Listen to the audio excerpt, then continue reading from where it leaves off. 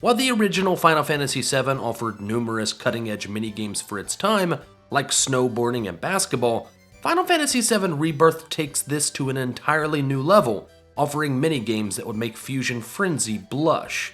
Rebirth not only remasters some of the old classics such as Fort Condor and GBike, but it also adds a variety of new games and side activities meant to keep players busy as they grind for trinkets and materials. So after beating Rebirth, I wanted to go through and rank all of these side activities and minigames from worst to best. In truth, I found them all to be enjoyable, which should be a badge of honor for the devs.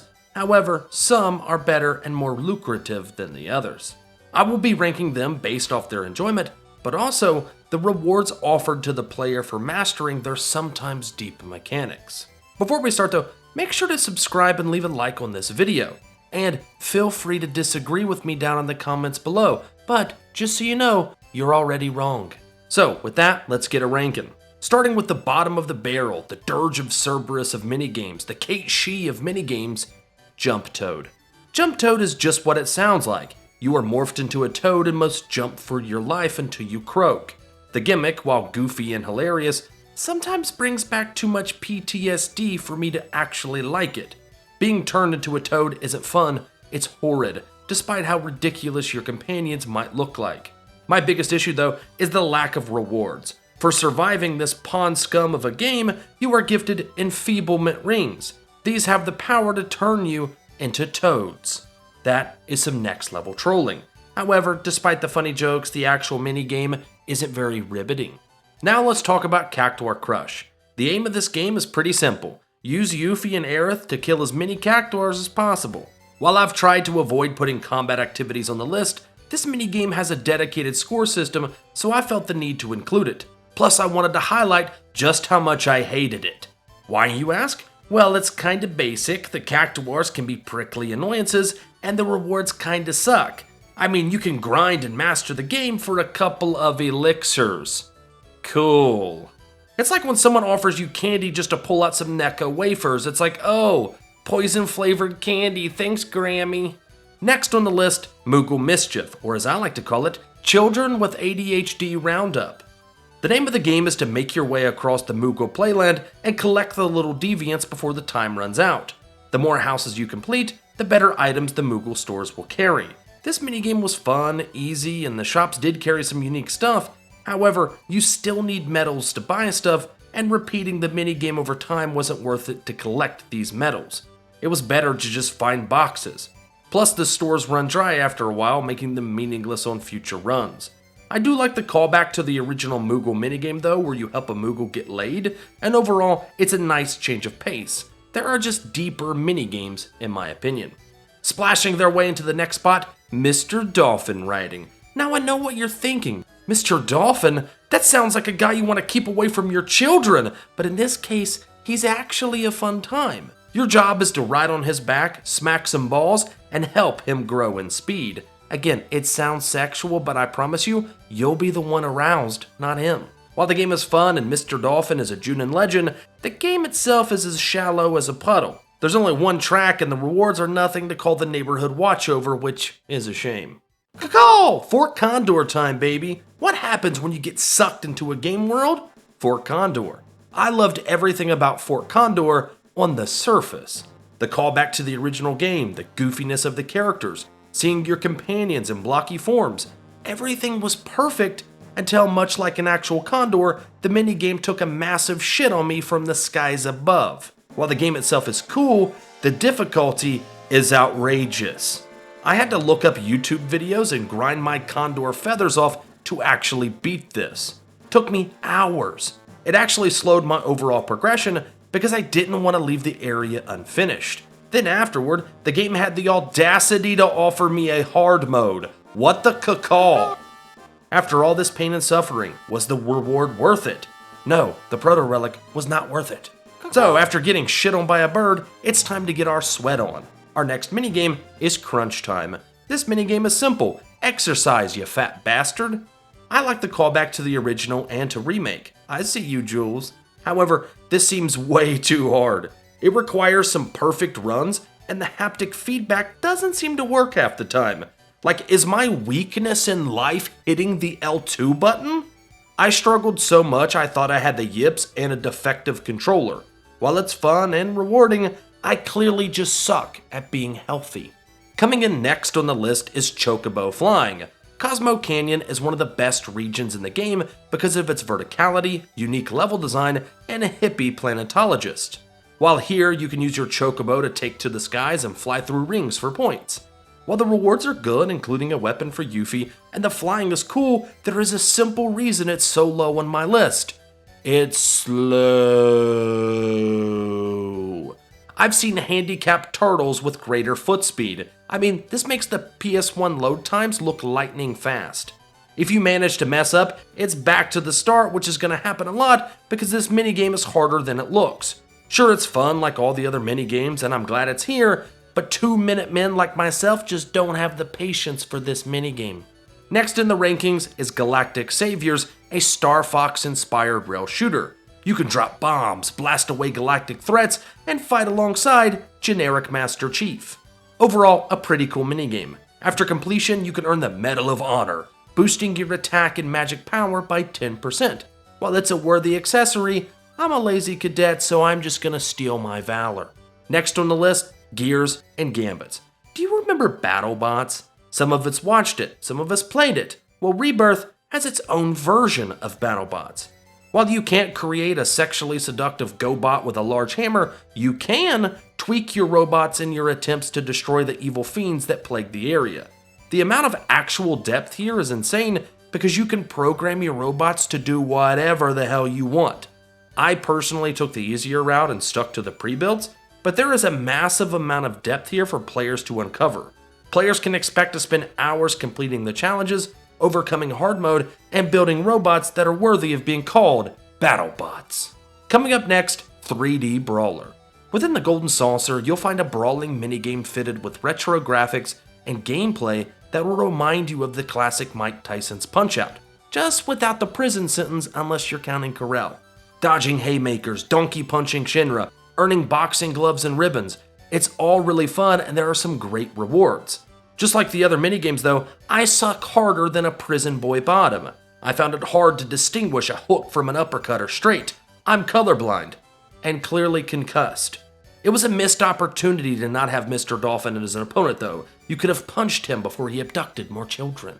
Next, let's talk about Pirates Rampage, a shooting range but with all the rednecks replaced with pirates. Armed with a blunderbuss, you're tasked with shooting targets before the ticker hits 0. This game was pretty fun. It allowed you to earn time materia, the best materia, and some beach outfits so your characters can be suns out, guns out. Plus it's fun knowing that some poor PC player is struggling because they are forced into using PS5 analog sticks. Man, the simple pleasures of life.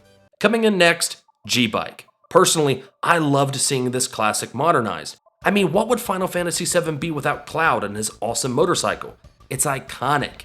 Here in Rebirth, I think they do it justice. Good music, good vibes, floating coins, and killing Shinra.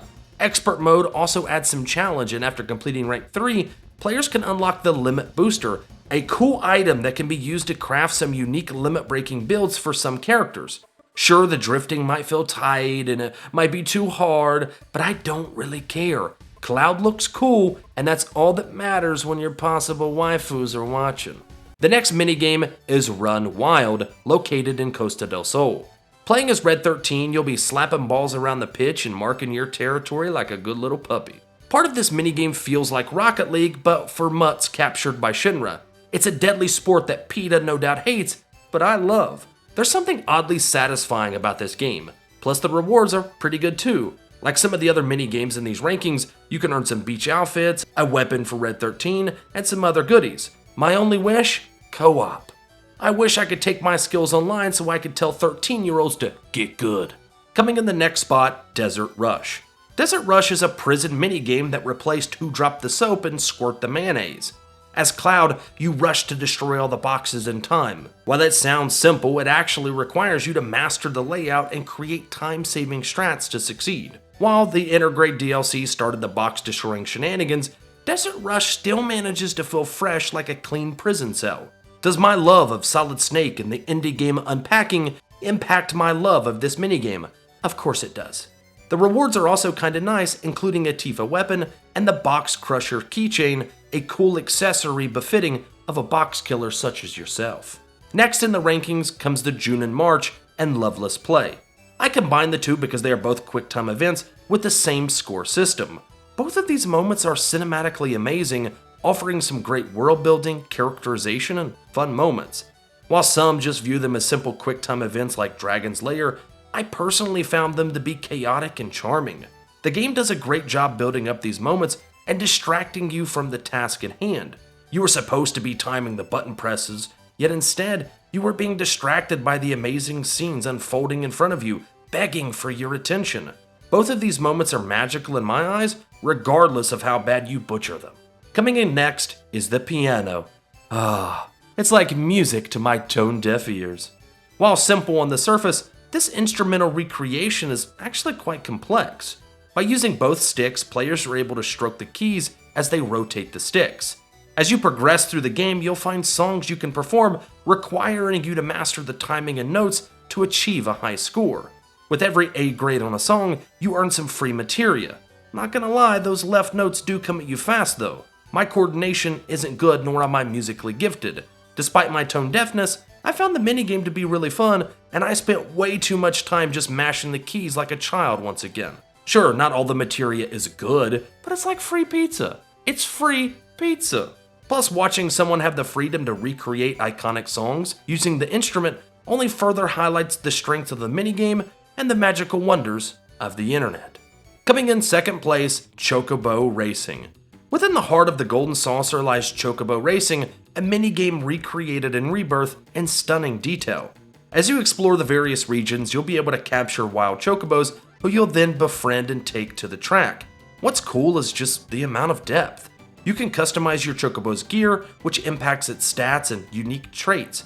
You can compete on dozens of tracks, complete some racing-themed quests, and earn plenty of cool rewards. The racing itself is incredible and has more depth than some modern kart racers. The drifting feels like modern Mario Kart, the rubber banding isn't bad or unfair, and you can heavily customize your chocobos to your liking. You can value speed or aggression, it's your call. Plus, some of the tracks offer a real challenge as you drift and collect power-ups. While some of the classic features are missing, like breeding, they've been replaced with a massive amount of polish and care. I was personally blown away by how good it feels to just race, drift, and navigate the chocobos. I mean, this feels better than some dedicated chocobo racing games, which is impressive considering the sheer scope of this game. It's easy to tell just how much love and care went into this minigame to ensure it was near perfect. My only wish? Multiplayer. So that just leaves us with one spot, and for me, this was an easy choice. Coming in at number 1 and the best minigame in Rebirth, Jiggle Jiggle. Jiggle Jiggle is a game of my own creation. How you play is pretty simple. You put Aerith and Tifa's beach outfits on and then you just count the jiggles. You know you've won when it's time to clean yourself up. No. In all seriousness, number 1 should be no surprise. It's Queen's Blood. Exploring Rebirth, you'll soon discover a card game that I can best describe as perfect. Queen's Blood has a simplistic beauty because of its small size, limited playable cards, and small deck size. But the game, despite this, is incredibly deep, with single choices altering entire games in drastic ways, showcasing that sometimes big things do come in small packages. The beauty of Queen's Blood, though, is how it teaches its complexities to the player. After a quick tutorial and a few scrubs that serve as a warm-up, you'll unlock more opponents as you further explore the world of Rebirth. As you beat new opponents and gain new cards, you'll notice that as your skill grows, so does the complex nature of the cards. Things start simple, yet grow to match your skill level. You get more cards, better cards, crazier challenges. The game slowly drip feeds you info until you are ready for the next level. While sounding relatively normal, some card games actually struggle with this. For example, Yu-Gi-Oh! Is still teaching people to tribute summon despite it being a mechanic most decks haven't used in 2 decades. Queen's Blood doesn't have this issue. It is welcoming to new players, and because of the simple, intuitive rules, you can almost teach yourself how to play and the strategies with your own deck. Just the sheer amount of variety, from your deck building options to the opponents, is admirable considering the rest of Rebirth's depth. Again, all of these minigames provide dozens of hours of content, plus there's still countless hours of other side content, side missions, exploration, and then the story. There's a reason this game took me 95 hours and I still had things to do. If battling crazy locals wasn't enough though, you can also take on additional Queen's Blood minigames such as co-op for added challenges and puzzle solving. These are really cool difficulty challenges and offer some unique rewards for Queen's Blood enthusiasts. It's no surprise that after hearing the response of fans regarding Queen's Blood, Square has announced that they are looking into Queen's Blood expansions, which is great to hear. I'm personally excited to see where they take this moving forward. Perhaps a mobile game akin to Marvel Snap? Regardless, one thing is certain, we need a Mr. Dolphin card. So after ranking all the minigames, I can say that Rebirth, it's a special game. While I agree that sometimes the minigames can be a bit too much, you can sense the devs' ambition and the minigames they crafted add so much immersion to the world of Final Fantasy VII. As you earn Golden Saucer points and unique items, the minigames pull you deeper into the world and the atmosphere of the locations. Every minigame has layers of depth, multiple difficulties, and some even tie into fan-favorite characters. Despite the sheer amount of minigames, none of them feel worthless. Somehow the Rebirth team was able to make every piece of content, activity, and minigame feel important and worthwhile to the player. They add so much to the world and can serve as a nice change-up to gameplay. You can see how much the team wanted to deliver and expand on the minigames of the original game. So, how does your list compare to mine? What minigame was your favorite, and what minigame do you despise? So with that being said, remember to like this video, subscribe, and watch out for Mr. Dolphin. He's coming for you.